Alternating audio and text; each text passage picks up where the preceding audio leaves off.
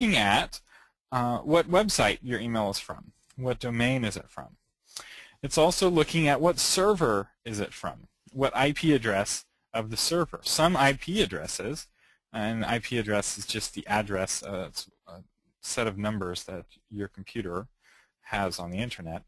Some IP addresses are in what are called bad neighborhoods, or they're IP addresses that other people have clicked mark as spam on before. So this is one of the benefits of going with a tool like MailChimp, is that your IP address is a very high reputation address. And so the filters see that, it's like, oh, MailChimp, come right on through.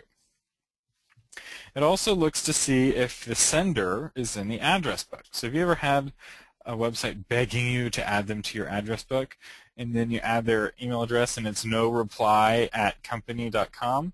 I think it's really obnoxious. Why would I want to add you to my address book if I can't even send email to that address? Well, they're trying to avoid spam filters, and the kind of company that has to beg you to do that is likely not the kind of company you want to subscribe to, because they're not providing enough value or making it easy enough to unsubscribe.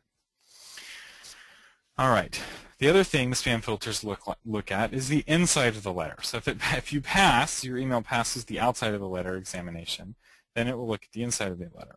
And so it's looking at the content of your email. And it's asking questions like, does it smell like spam? So now, the robot that reads the email, the filter, can't actually smell it. So it's asking more specific questions like, does it use clean HTML? Does the HTML have lots of errors in it? Spam emails tend to have lots of errors. Is it one big image? This was really common in the mid-2000s. Emails that were a big image and the image was text. And that was a way to try to bypass spam filters. Now it's a guaranteed way to get flagged as spam. Don't do that. Is there a plain text copy?